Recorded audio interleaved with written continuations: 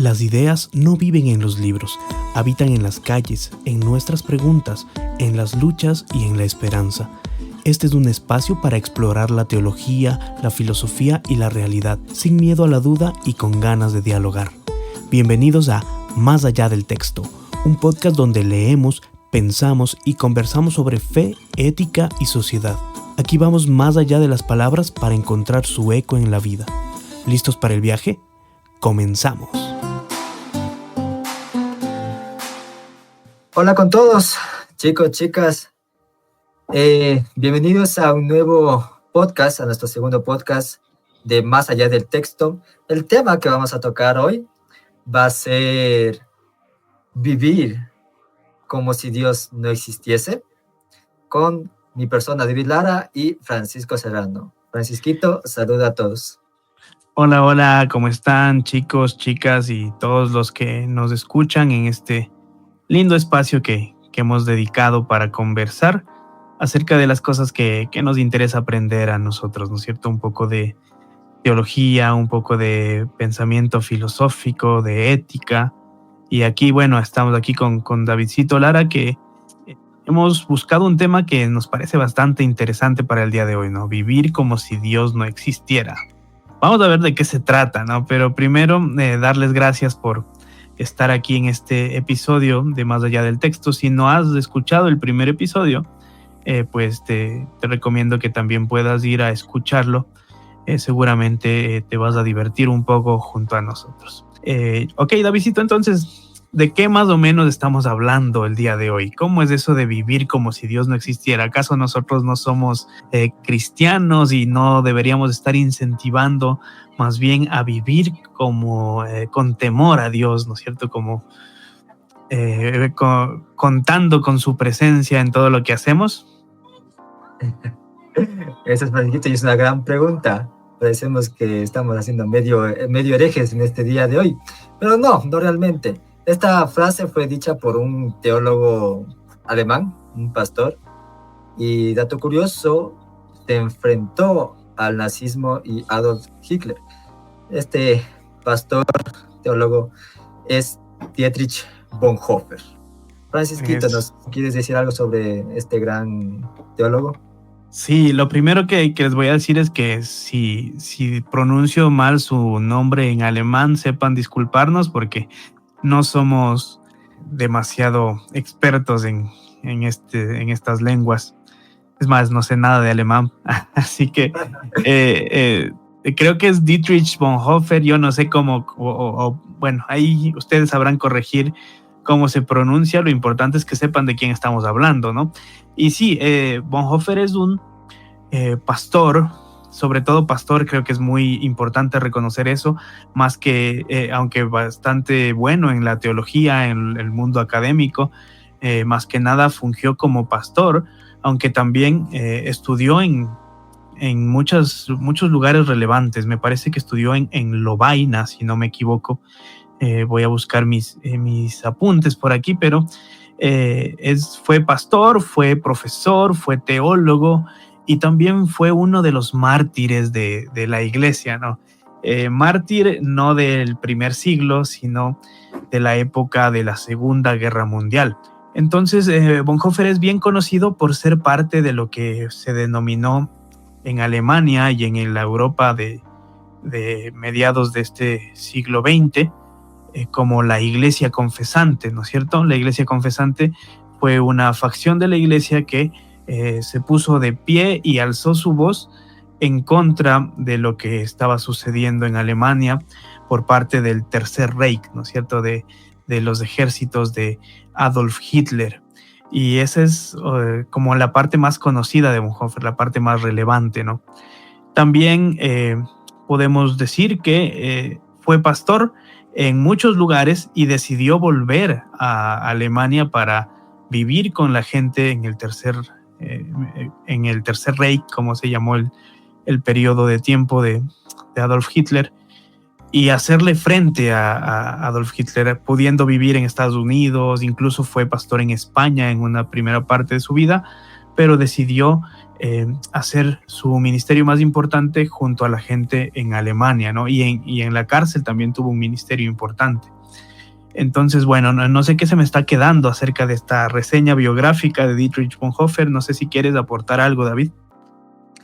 Bueno, este pastor, nacido en 1906, tuvo un gran pensamiento profundo sobre la iglesia, sobre la ética principalmente, y el discipulado que había en aquel tiempo, ¿no?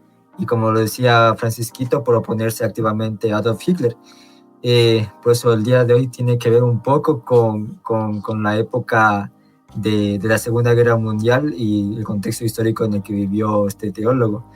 Una de sus obras más conocidas es este libro del costo del discipulado.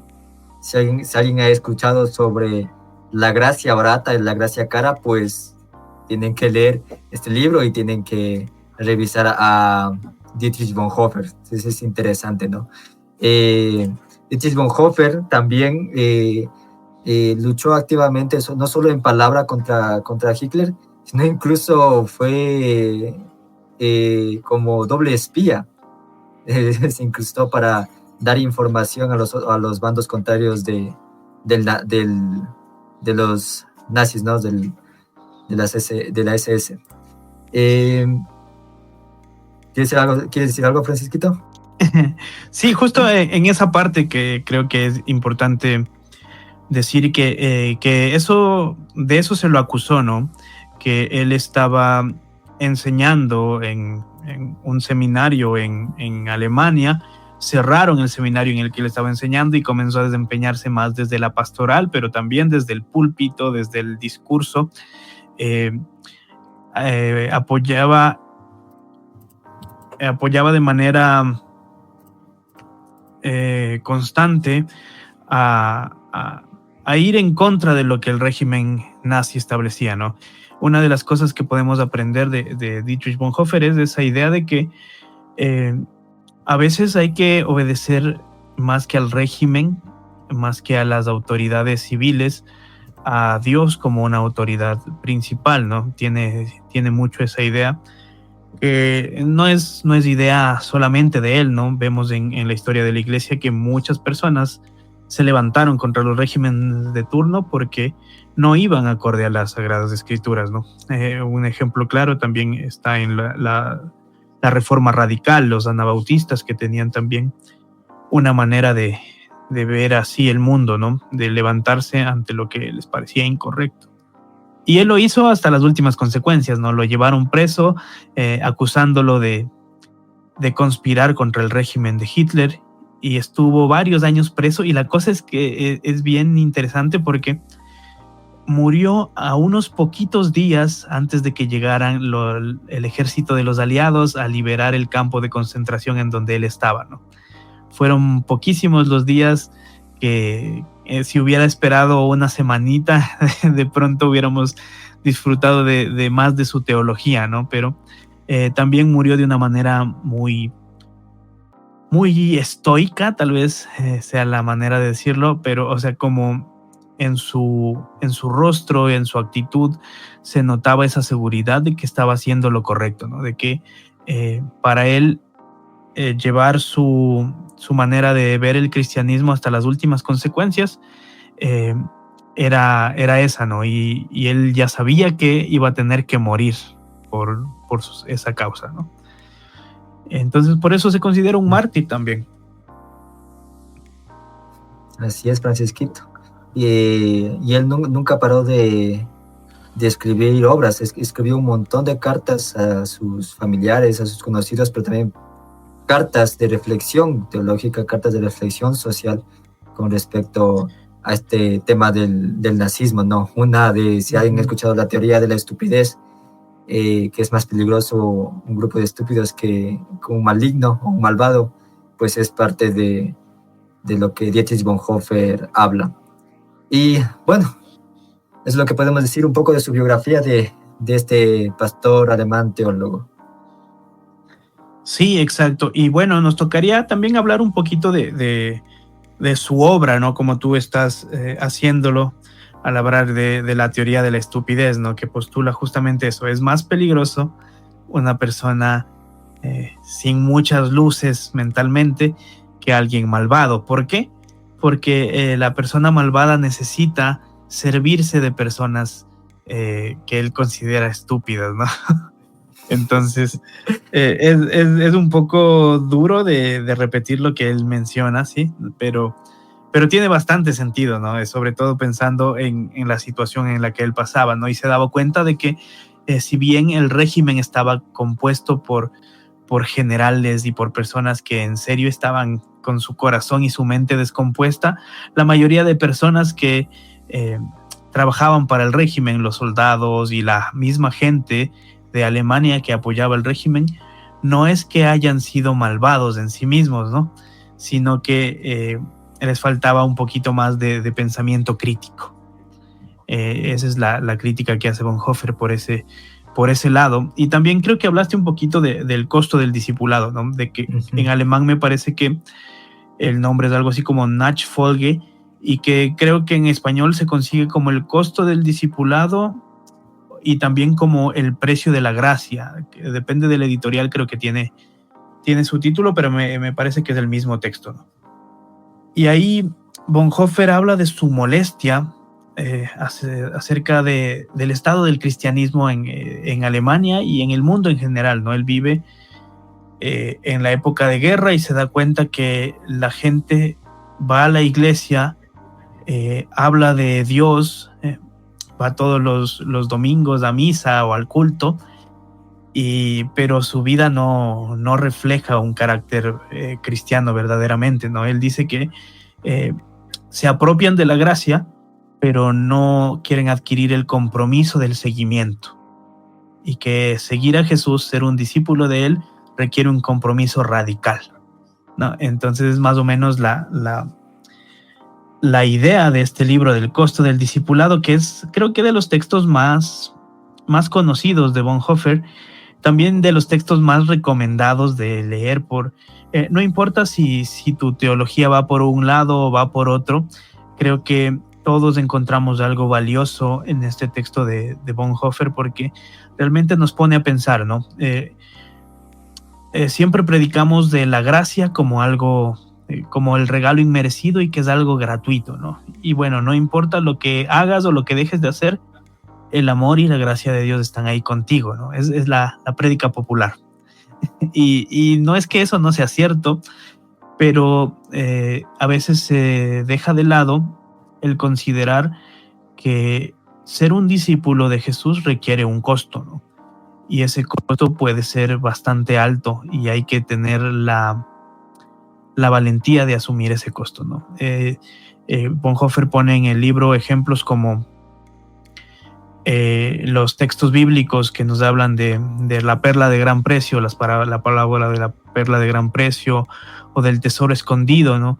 Que nos hablan de estas personas que encuentran tanto el tesoro como la perla y no dudan en desprenderse de todo lo que tengan para ir en pos de ese tesoro que acaban de conseguir. Y también nos habla acerca de los discípulos, ¿no? Dejando todo para seguir a Jesús. Entonces, creo que ahí podríamos analizar un poquito, antes de irnos al condumio de este episodio, que es esa frase bastante polémica o en la que podemos polemizar, pero creo que aquí hay algo valioso también. O sea, ¿crees que en nuestro mundo, en nuestra iglesia, todavía se toma a la ligera el tema del seguimiento? ¿Todavía vivimos una gracia barata? Es una buena pregunta, Francisquito, y mi respuesta es que sí. Sí creo que hay iglesias que promulgan eso de la aceptación de Cristo, y ya con la aceptación de Cristo todo va a estar bien. Ya con la aceptación de decir acepto a Cristo, pero no hay ningún cambio en mí, entonces, ¿qué clase de gracia es?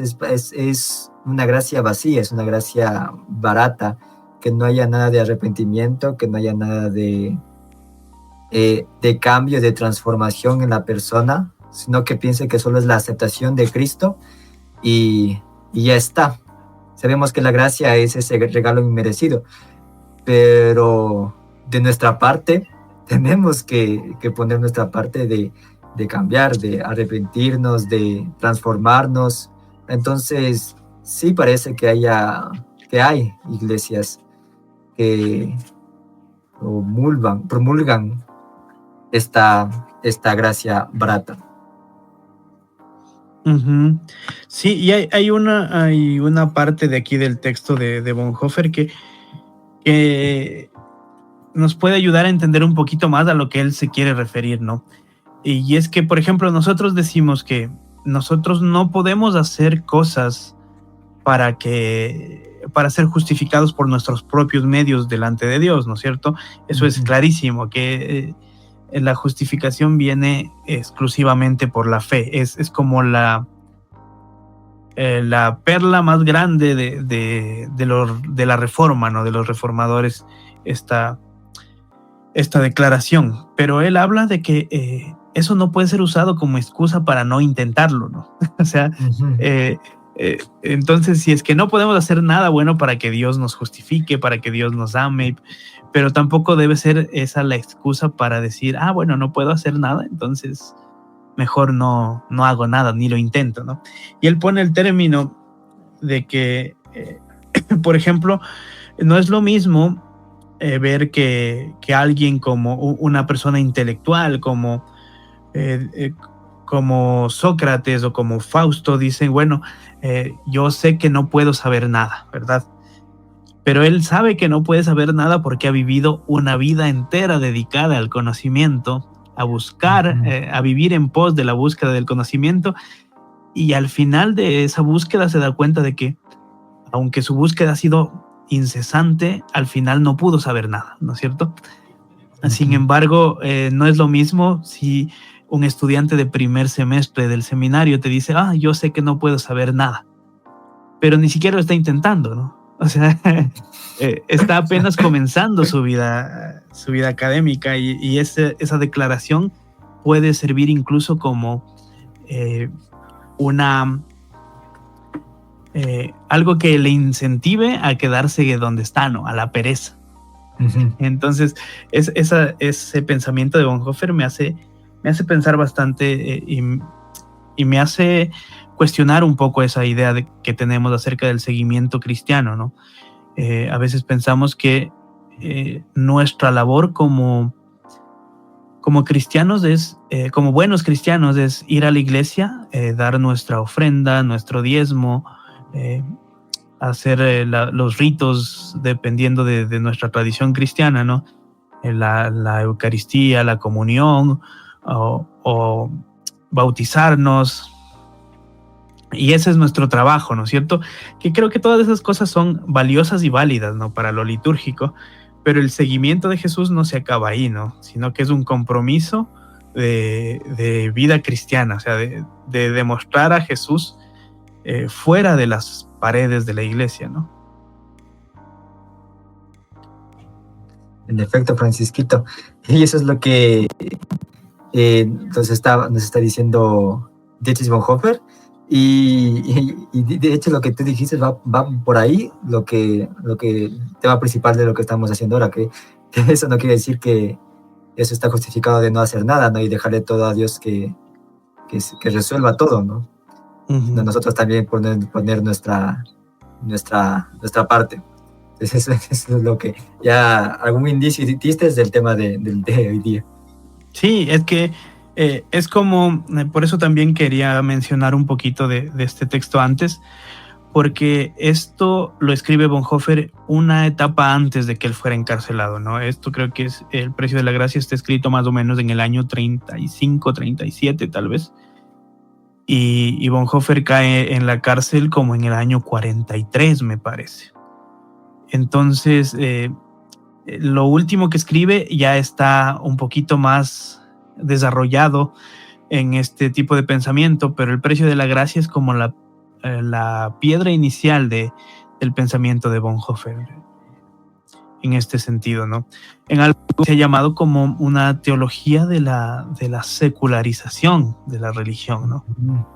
Y bueno, de eso la verdad no me pregunten demasiado, pero creo que podemos conversar un poquito de lo que hemos entendido acerca de estas frases de Bonhoeffer. Entonces, no sé si tú tienes ahí algo que aportarnos.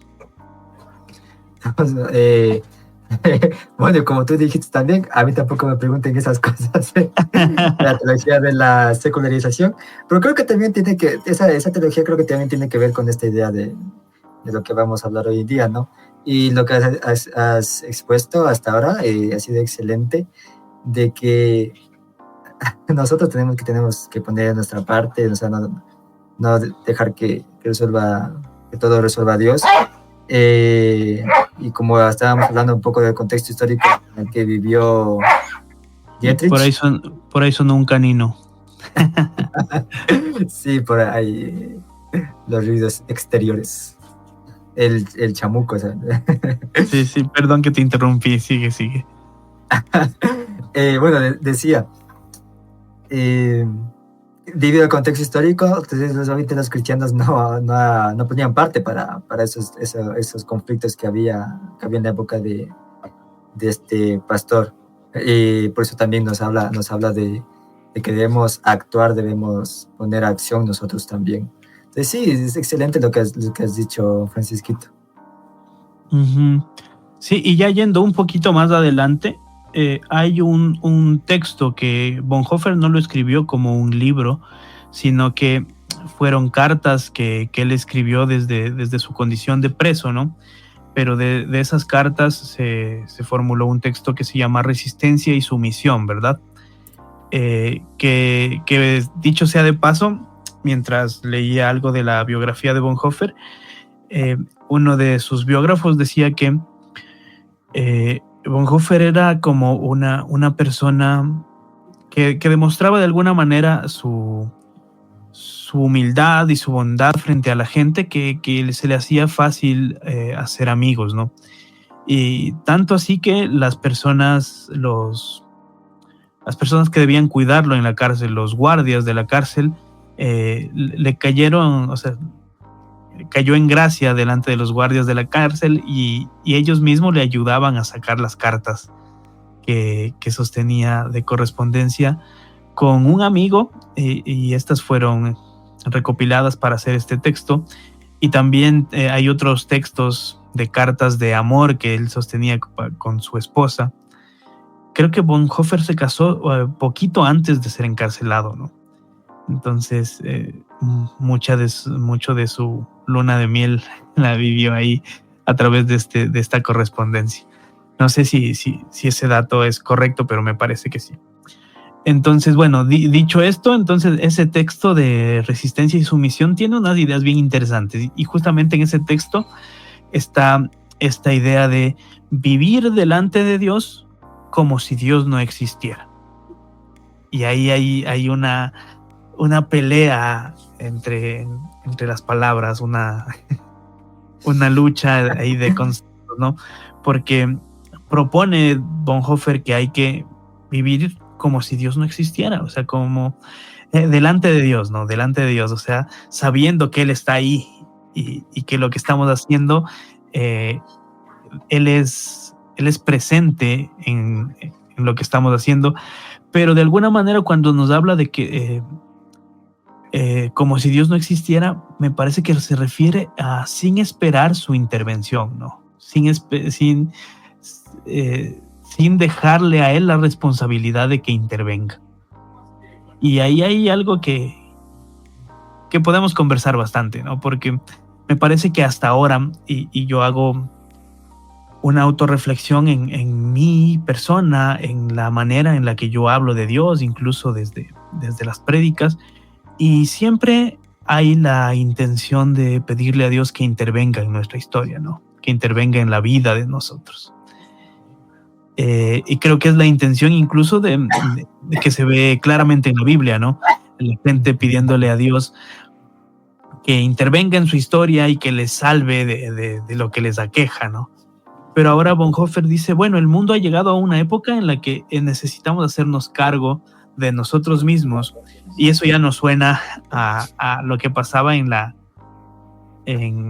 ilustración, ¿no es cierto? Al texto de Kant de la ilustración. ¿Qué es la ilustración? Cuando él dice que el mundo ha llegado a una especie de mayoría de edad y que ahora lo que debería aprender el mundo es lo que él menciona, ¿no? Saper aude, ten el valor de servirte de tu propia razón, de tu propia opinión, ¿no? No sé ahí qué opinas tú de eso. Yo puedo ahí relacionar un poquito esas dos cosas. Bueno, sí, yo también había escuchado de porque Bonhoeffer habla de la mayoría de edad, pero ya otros filósofos también hablaban algo sobre que el ser humano ya debe alcanzar una edad ya madura, o sea, de dejar de ser infante, porque el infante depende de los padres, y ya la mayoría de edad o ser una persona ya madura es volverse ya independiente en sí. O sea, ya no depende de los padres, sino más bien depende de sí mismo.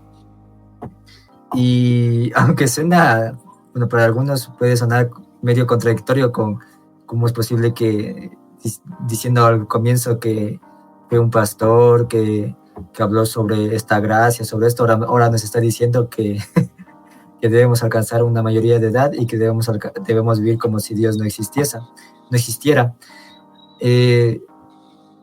Para algunos puede ser contradictorio, pero no es tan así, sino más bien es como decía Panchito, es que no vivamos como si fuéramos dependientes de que Dios siempre debe intervenir en nuestras vidas y nosotros no hacer nada, no como si Dios fuera nuestro sirviente, nuestro empleado, que decimos, Dios, dame esto, y Dios obligadamente tiene que darnos, obligadamente tiene que cumplirlo.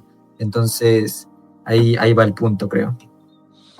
Sí, y ahí mismo, en ese mismo pensamiento, podemos ver que bueno, según lo que creo y lo que he podido leer de estos textos, Bonhoeffer no dice eso solamente para decirnos, bueno, vivamos como que Dios no va a venir, ni le esperen, ni esperen que venga a intervenir en su historia. No es de eso, sino es más la idea de vivir a Dios desde lo más, no tanto desde su intervención, desde lo trascendental acá, lo inmanente, sino más bien vivir a Dios desde lo más cotidiano, ¿no? Que vivir a Dios en nuestros actos de bondad, en vivir el reino de Dios, como diría Jesús, como si ya se hubiera acercado, como que estuviera entre nosotros, ¿verdad? Se refiere entonces a vivir en el reino y no esperar a que el reino venga.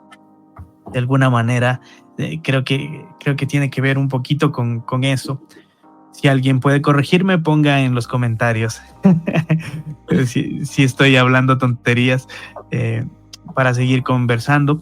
Pero me parece que tiene que ver de eso, ¿no? Vivir a Dios desde el centro de nuestras realidades, desde el centro de nuestra vida, y no esperar la intervención de lo que los griegos llamaban, ¿no? Un deus ex machina, ¿no es cierto? Que solamente en las situaciones límite, cuando está ya al límite de nuestras posibilidades, de nuestro raciocinio, entonces viene un Dios que aparece, interviene, te salva y después desaparece. Un Dios bombero, diríamos los pentecostales, ¿no? que estamos esperando solamente para que nos salve en momentos de emergencia.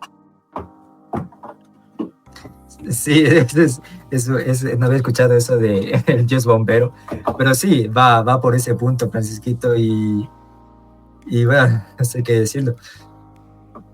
Me parece que la idea de que Dios es como disminuirle incluso a Dios mismo, es decir, Dios solo es alguien que viene, nos salva y ya. Si me estoy ahogando, tiene que Dios mismo sacarme del agua, se va y luego se va a ver si salva a otra persona más capaz que se está ahogando por ahí, y yo ahí quedo como parado. Entonces, esto suena interesante también con relación a la Biblia, porque, bueno, escuchaba un predicador, un sermón sobre este tema que tocó algo sobre Dietrich Bonhoeffer, y él hablaba de que incluso nosotros cogemos a la Biblia y la hacemos como ya dependencia, una dependencia ya, ¿cómo decir? Demasiado estricta, ¿no? Legalizante, o se puede decir, o que incluso hacemos preguntas de qué tenemos que hacer según la Biblia, en el aspecto de preguntas que no van relacionadas con la Biblia, ¿no? Por ejemplo, ¿qué ropa tengo que vestir? Si voy puesta bermuda o no, si voy puesto tal gorra o no. Ya queremos decir, bueno, a ver, Biblia, ¿qué nos dices? A ver si es que me dice el esto, ¿no? Y se relaciona sobre todo con el aspecto de vivir como si Dios no existiese, porque convertimos la Biblia en un libro de reglamentos obligatorios impuestos por nosotros mismos.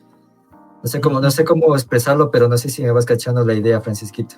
Sí, tal cual. O sea, hemos hecho de la Biblia un manual de instrucciones, de moralidad, que yo no digo que la Biblia no nos dé un marco ético de comportamiento que nos es útil para la vida.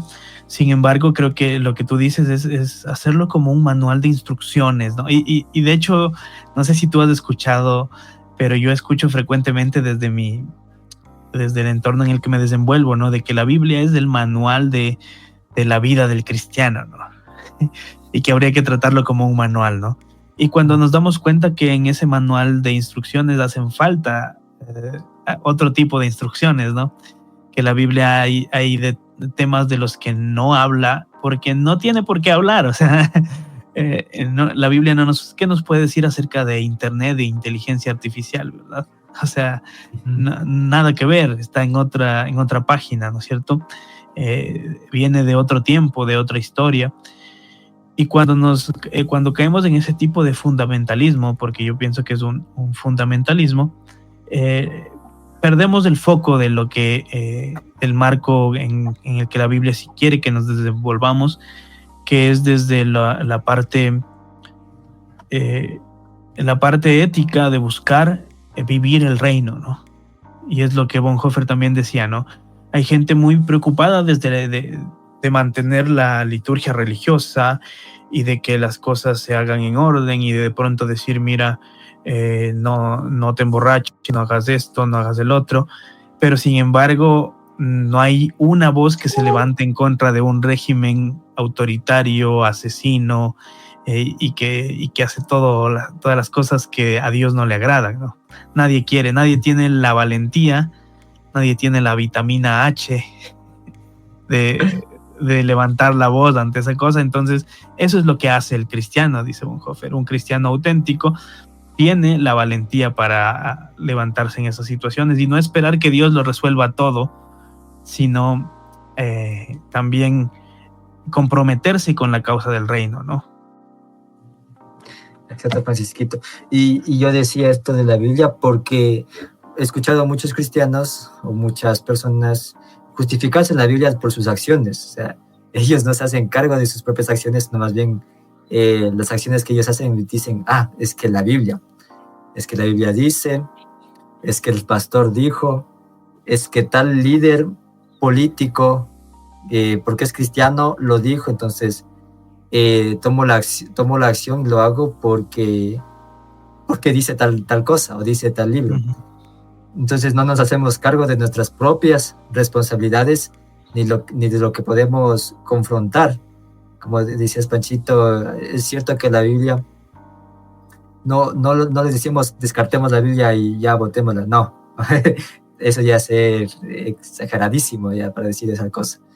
Pero tampoco coger la Biblia y en primer lugar hacer preguntas que la Biblia no responde, y en segundo coger la Biblia y justificarse en acciones usando la Biblia, ¿no?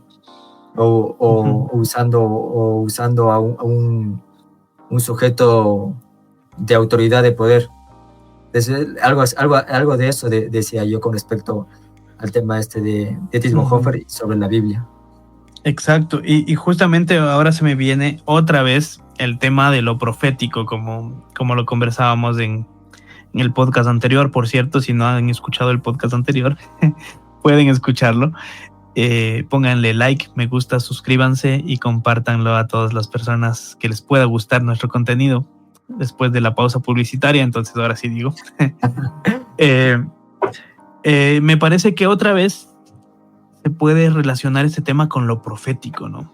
Creo que Dietrich Bonhoeffer también nos habla en su vida, sobre todo, de ese rol profético de ser cristianos, ¿no? Al privilegiar más que el culto y más que el dogma a la búsqueda de justicia y a la misericordia, ¿no? Y no lo hace solamente en una vez, sino que es parte fundante de su pensamiento. Hay un texto que recuerdo que leímos cuando estábamos en clase de teología, que es de Dietrich Bonhoeffer, Sociología de la Iglesia, ¿no? Y una de las cosas que se me quedó marcada de ese texto es esto que dice Dietrich Bonhoeffer, que la iglesia solamente es iglesia, solamente tiene sentido como iglesia cuando existe para los demás, es decir, para quienes se supone que no son parte de, ¿no? Y ahí vemos ese compromiso de la búsqueda de justicia, ¿no?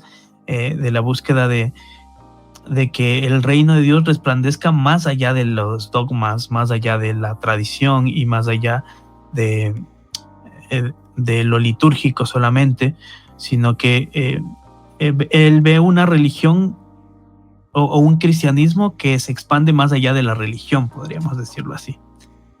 Y eso creo que también es una parte relevante del pensamiento de este gran teólogo, ¿no? Y ahí no sé qué podríamos preguntarnos acerca de nuestra fe y nuestra iglesia ahora, ¿no? ¿Cuán relevante es nuestra manera de hacer iglesia para quienes no son parte de la misma? Y esa es una pregunta abierta para todo el mundo, ¿no? ¿Qué tal si es que deberíamos dar cuentas por lo que hace nuestra iglesia para los que no son parte? Porque hacemos muchos programas, muchas cosas, mucha parafernalia para la gente que vemos todos los días en el culto, ¿no? Nos preparamos la música para que sea agradable para la gente que va al culto, hacemos programas para la gente que va al culto, para los niños, para adultos, para mujeres, para jóvenes, y yo creo que todo eso es maravilloso y está súper bien, ¿no? Pero ¿qué tanto hacemos como iglesia para las personas que no van a ir? Y sobre todo, exacto, para los que no van a ir, o sea, no con fin de proselitismo religioso, ¿no? Porque podemos hacer cosas para la gente de afuera, esperando que esa gente de afuera se meta dentro de nuestras cuatro paredes siempre, ¿no? Pero no con el fin, no desinteresadamente. Entonces, no sé cuál es tu experiencia con respecto a eso también, ¿no? ¿Qué opinas? ¿Qué opinión te merece ese tema? Creo que podrías decir que tocaste dos cosas ahí muy interesantes. La primera, el tema de la voz profética. Como decíamos en el anterior podcast, estamos hablando de esta voz protestante, ¿no? Que protesta contra las injusticias, protesta contra la hegemonía que quiere imponerse sobre los demás. Entonces, me parece que Bonhoeffer la aplicó súper bien con respecto al nazismo en aquel entonces, ¿no? Y ahí va mi primer punto, y es que la iglesia tiene que practicar eso, esa voz protestante, ¿no? Esa voz de protesta, esa voz porque estamos ahí poniendo nuestra parte para la sociedad. Puedo pensar, por ejemplo,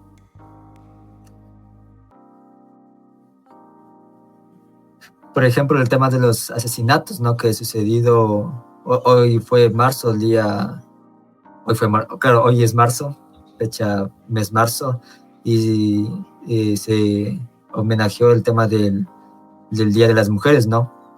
Uh-huh. Pero no es como que un día feliz, no, más bien se hace acuerdo de los asesinatos, de las violaciones, de secuestros, etcétera, que ha pasado a las mujeres, ¿no? Entonces, la iglesia, para ser iglesia, debe poner esa voz de protesta contra todas las injusticias que han sucedido, por ejemplo, en este tema del 8 de marzo, las injusticias contra las mujeres, ¿no? Contra la opresión. Entonces, ahí como primer punto podemos ya hablar sobre hacernos responsables nosotros y poner nuestras acciones. O sea, no esperar que, bueno, que Diosito haga justicia y listo. Se acabó, ya nosotros sentémonos en el sofá y veamos películas. No, más bien que la iglesia también... Perdón que te interrumpa ahí, sí, ¿no? Y ahí se usa el texto ese que dice, mía es la justicia, dice el Señor. Yo pagaré.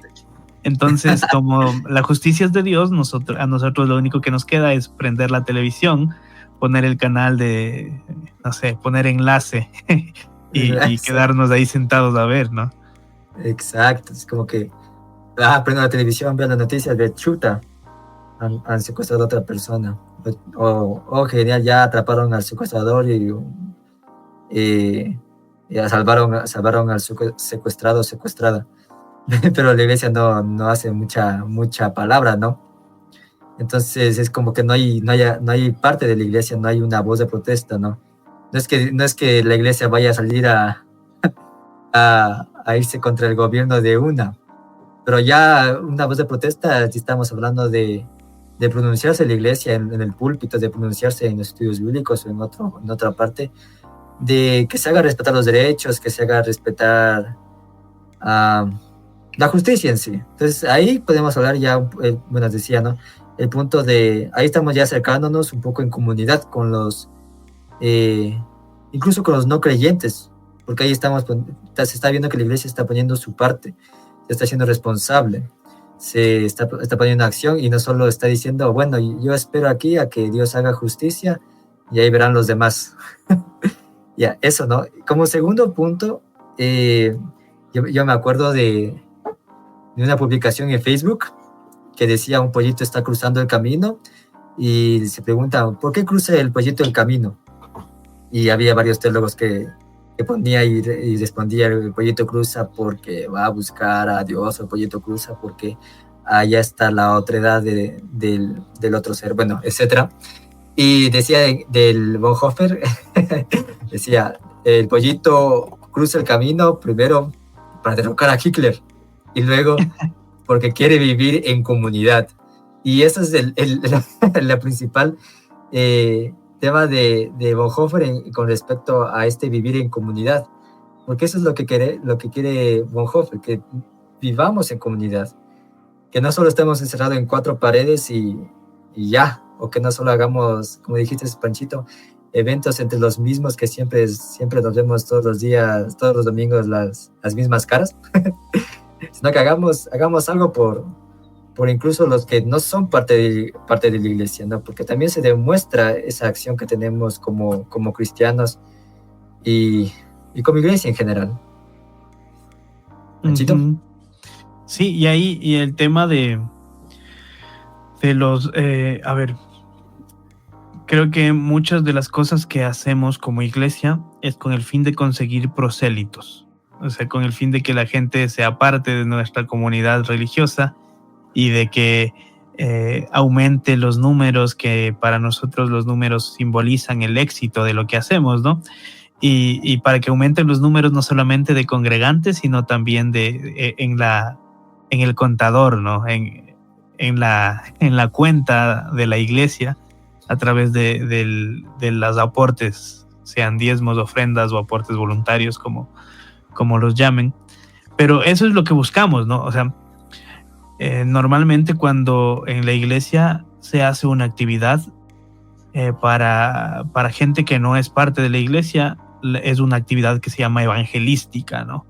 Con el fin de que ellos conozcan la gracia de Dios, del evangelio, y entonces puedan formar parte de mi comunidad.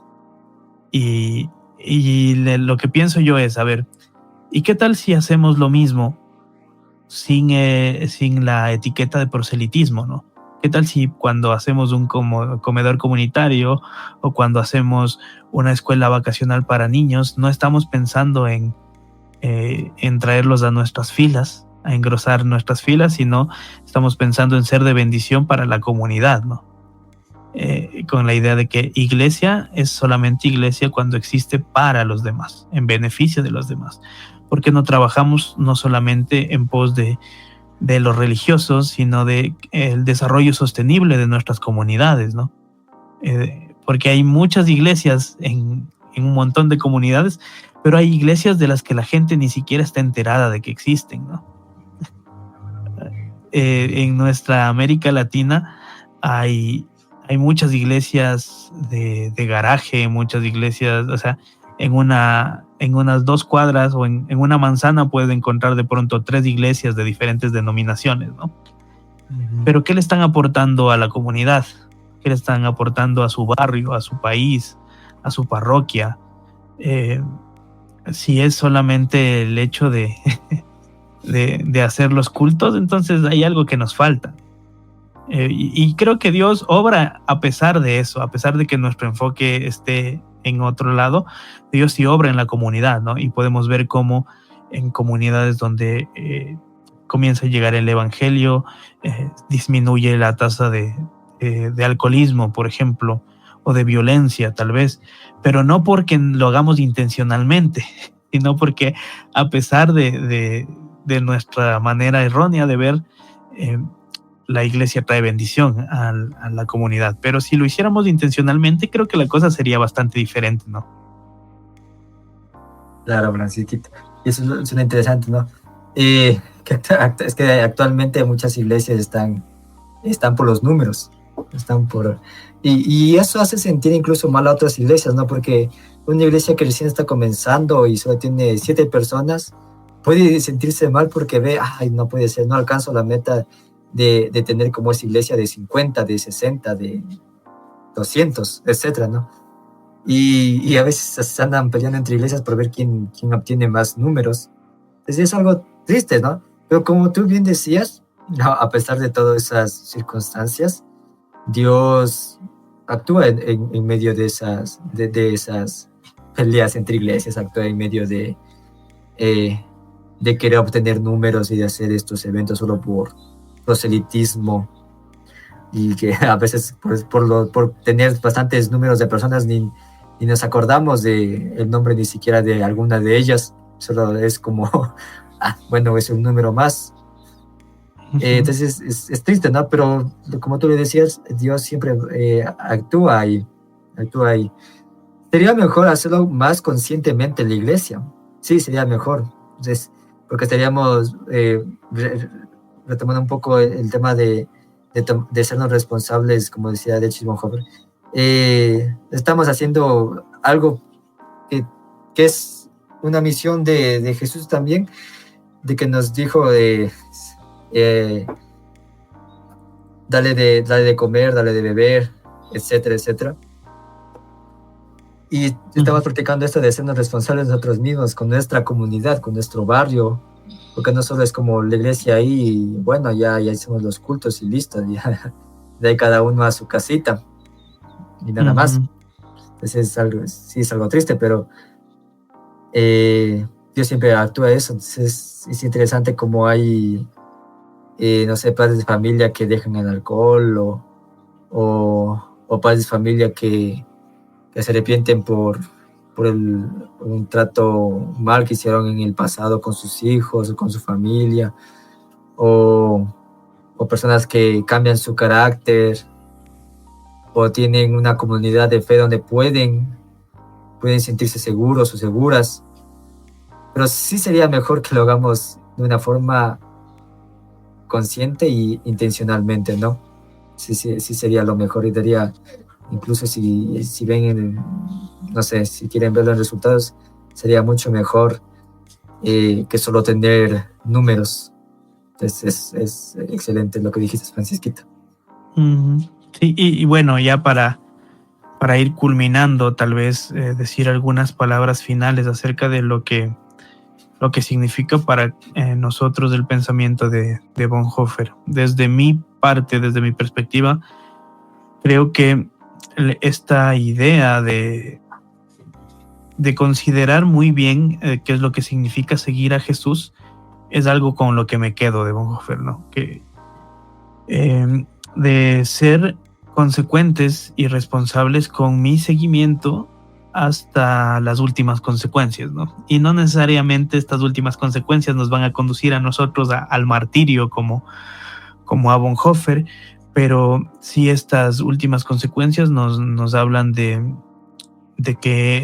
desaparecer, por ejemplo, nuestra manera de vivir egoísta, de replantear estas ideas de vivir el cristianismo por querer tener la razón, y este tipo de cosas, o sea, como de saber que más que el dogma, la institución y todas estas cosas, la primacía, la preeminencia del amor, como diría la Biblia, ¿no?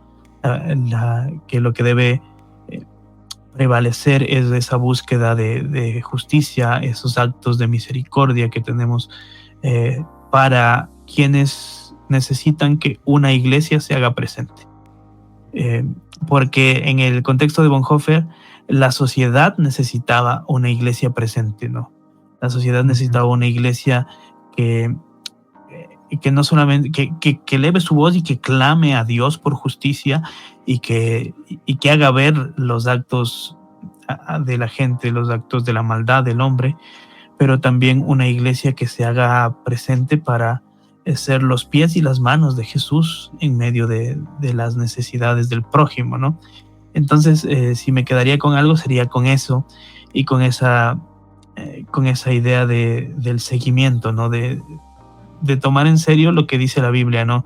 De esta parte de que al llamado del Señor hay que responderle dejando, no importa lo que haya que dejar, ¿no? Como los pescadores que dejaron sus barcas, sus redes, su pescado atrás.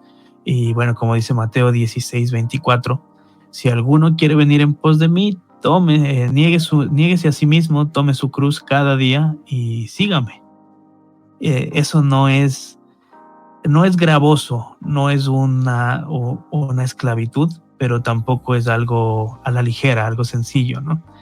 Entonces ahí entre esas dos cosas me quedo con el pensamiento de Bonhoeffer. No sé qué palabras finales nos quieres dirigir. Bueno, por mi parte yo me quedo de Bonhoeffer. Esta de que la iglesia debe actuar, ¿no? En pos de la comunidad. Que no debe ser solo un templo donde digan, ese es el templo de los tales que ahí existen los días domingos, ¿no? Sino que ahí es una iglesia comunitaria que vive en comunidad, como decía Bonhoeffer, que se practica esa gracia, no gracia barata, sino esa gracia cara, se podría decir, como decía.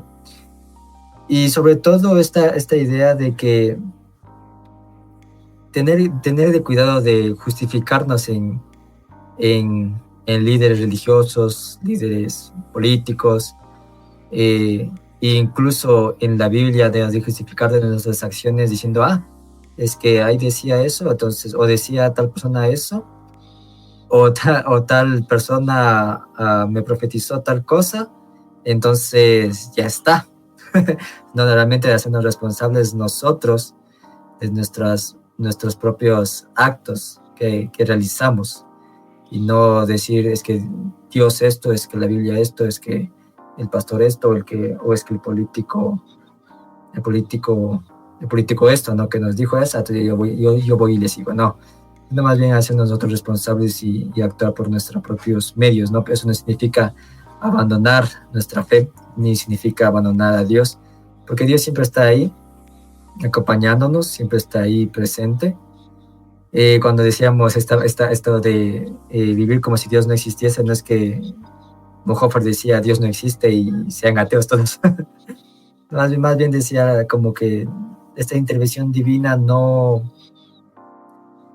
debe ser como si Dios fuera tu sirviente a que cumpla tus caprichos, o que Dios no debes de justificarte tus actos en Dios o en la Biblia, sino más bien ser responsable de lo que haces, de lo que dices.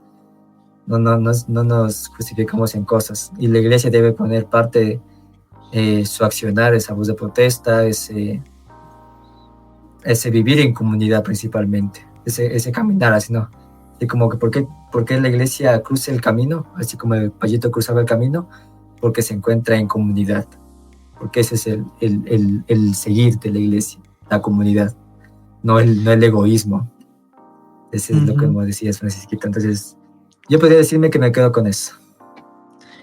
Buenísimo.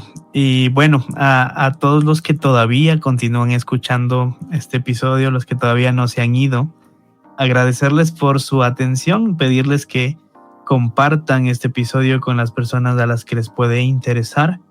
Y bueno, una vez más somos Francisco Serrano y David Lara en este podcast Más Allá del Texto, y les invitamos a que la conversación continúe, ¿no es cierto? Que continúe en los comentarios de aquí puede ser en Spotify o en YouTube, desde donde nos estén escuchando.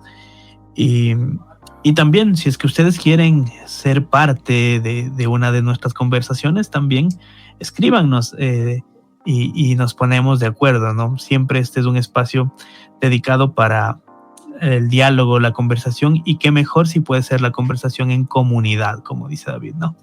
Entonces, nada más despedirse, y muchas gracias por su atención, y gracias a ti, Davidcito, por la conversación. Igualmente, Francisquito, gracias por la conversación que tuvimos. Todos estos temas son excelentes para reflexionar, para pensar y para tener en cuenta dentro de nuestras congregaciones, dentro de nosotros mismos también. Es eso, Francisquito. ¿Algo más que decir? Oye, no te despedimos. No, nada más. Muchas gracias a todos. Entonces, chao. Gracias por estar aquí y escucharnos. Hasta luego. Comparte, suscríbete, dale like. Si no quieres darle like, dale like también. Así funcionan las cosas. Mentira. Pero muchas gracias por haber escuchado el podcast de estos dos humildes servidores. Muchas gracias. Hasta luego. Hasta luego, que estén muy bien.